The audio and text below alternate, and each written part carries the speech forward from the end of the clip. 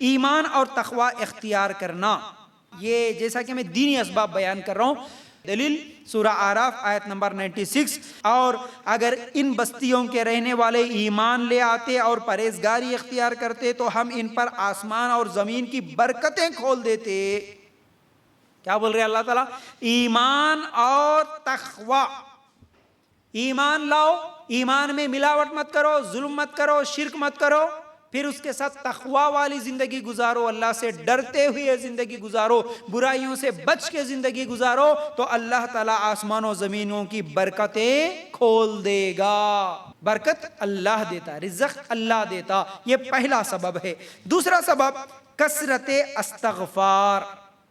استغفار زیادہ سے زیادہ کرنا، اس کی وجہ سے اللہ تعالیٰ برکت دیتا، پاکیزہ رزق دیتا. کیسا؟ پاکیزہ رزق کا مطلب یہ نہیں ہے کہ بہت زیادہ مال جمع ہو جائے، نہیں، بلکہ جو آپ کے دینی معاملات میں آپ کا مددگار بھی بنے، جس سے آپ کی دنیاوی ضروریات بھی پوری ہوتی رہے. کیونکہ دین سے دور کرنے والا رزق کسی بھی صورت میں پاکیزہ نہیں ہو سکتا. پیسے بہت ہے لیکن وہ پیسوں کے چکر میں دین سے دور ہو رہا. کاروبار اتنے زیادہ ہے، نوٹاں گننے میں اس کو نماز پڑھنے کا ٹائم نہیں مل رہا. پیسے اتنے زیادہ ہے کہ رات کو نیند نہیں آ رہی، دن کو چین نہیں آ رہا، چوروں کا ڈر ہے، یہ سب چیزیں ہیں. پیسے اتنے زیادہ ہو گئے کہ کسی کا قبضہ کر رہا ہوں، کسی کا چوری کر رہا ہوں، کوئی رو رہا، کسی کو ستا رہا ہوں، اس کو وہ فکر ہی نہیں رہی. انہیں دین سے دور ہوتے چلے جا رہا. اس کو نہ نماز کا ٹائم ہے، نہ روزے کا ٹائم ہے، نہ قرآن کی تلاوت پڑھ رہا، نہ اللہ کی راہ میں خرچ کر رہا، نہ اللہ کی دین کی فکر رہی. دنیا دنیا دنیا دنیا پرست بنتے چلے جا رہا. تو پھر ایسا رزق پاکیزہ رزق تو نہیں ہو سکتا.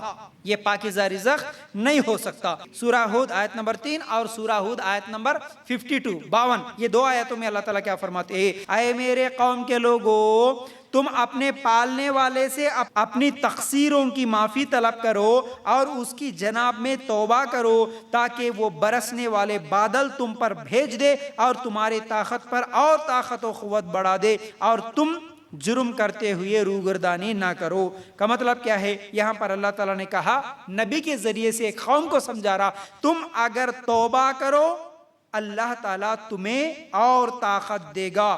ہاں، برسنے والے بادل تم پر بھیج دے گا، مطلب اللہ تعالیٰ برکت دے گا. تو توبہ کرنا ہے، استغفار پڑھنا ہے، زیادہ سے زیادہ استغفار کرنا ہے، جس کی وجہ سے اللہ تعالیٰ گھروں میں برکت دیتا. اس کی ایک دلیل سورہ طلاق آیت نمبر 2 اور 3 اگر آپ نکال کر دیکھیں گے، اللہ تعالیٰ کیا فرماتا ہے کہ جو اللہ اور قیامت کے دن پر ایمان رکھتا ہو اور جو شخص اللہ سے ڈرتا ہے، اللہ اس کے لیے چھٹکارے کی شکل نکال دیتا ہے اور ایسی جگہ سے اللہ اسے رزق دیتا ہے جس کا اسے گمان بھی نہ ہو. اور جو شخص اللہ پر توکل کرے گا اللہ اسے کافی ہوگا. اللہ تعالیٰ اپنا کام پورا کر کے ہی رہے گا. تو کیا معلوم ہوا؟ 2 اور 3 اگر آپ نکال کر دیکھیں گے ان آیتوں میں، جو استغفار کرتا ہے، جو اللہ تعالیٰ سے معافی مانگتا ہے، زیادہ سے زیادہ استغفار اگر پڑھیں گے تو اس کے بدلے میں اللہ تعالیٰ برکت دے گا. جیسا کہ حسن بصری رحمت اللہ علیہ کے پاس ایک آدمی آیا، کہا کہ قحط سالی ہے، قحط سالی کی شکایت کیا. حسن بصری رحمت اللہ علیہ نے کہا کہ جا بہت زیادہ استغفار پڑھ. پھر اس کے بعد دوسرا آیا، بولا کہ میں فقیر ہوں، اس کو بھی بولے بہت زیادہ استغفار پڑھ. تیسرا آیا، بولا کہ میرے کو اولاد نہیں ہے، بولے کہ بہت زیادہ استغفار پڑھنا ہے. چوتھا آیا، بولا کہ میرا باغ خشک ہو گیا، اس کو بھی بولے استغفار پڑھ. چاروں آئے الگ الگ شکایتیں لے کر، لیکن حسن بصری رحمت اللہ علیہ چاروں کو ایک ہی جواب دیا، استغفار پڑھ استغفار پڑھ. کیوں؟ یہی سورہ طلاق کی آیت 2 اور 3 یہ دلیل دے کے بولے کہ دیکھو اس میں اللہ تعالیٰ نے واضح کر دیا، تم استغفار کرتے رہو، اللہ تعالیٰ برکت بھی دے گا، اللہ تعالیٰ اولاد بھی دے گا. اس لیے چلتے پھرتے، کھانا بناتے، گھر میں جو بھی کرتے ہیں، ہم لوگ استغفار اگر زیادہ سے زیادہ پڑھیں گے تو اس کے بدلے میں اللہ تعالیٰ برکت دے گا. اچھا، استغفار کا مطلب یہ نہیں ہے کہ ادھر بھی گناہ بھی کرو، حرام کام بھی کرو، پھر خالی تسبیح لے کے. بہت سارے لوگوں کو دیکھتے ہیں نا، ہم لوگ تسبیحاں لے کے گھومتے رہتے اور ان کی عادت ایسی رہتی، جاتے دکان میں مارکیٹ میں ادھر باتاں بھی چلتے رہتے، ادھر تسبیح ڈھکلنے کا ڈھکلتے. وہ کیا تسبیح چلتی کہ نہیں معلوم، ادھر یہ بھی چلتی ادھر یہ بھی چلتی، اور ادھر سگریٹ بھی پیتے ادھر تسبیح. اعوذ باللہ، کیا ہے عجیب.